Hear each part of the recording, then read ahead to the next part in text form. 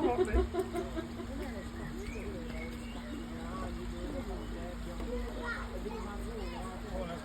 look at these orange ones, the red one.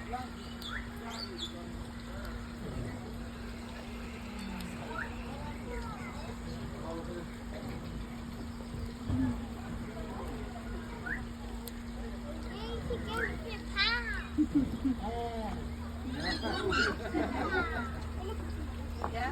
Look at the red ones, blessed. Look at the red ones. They're for free.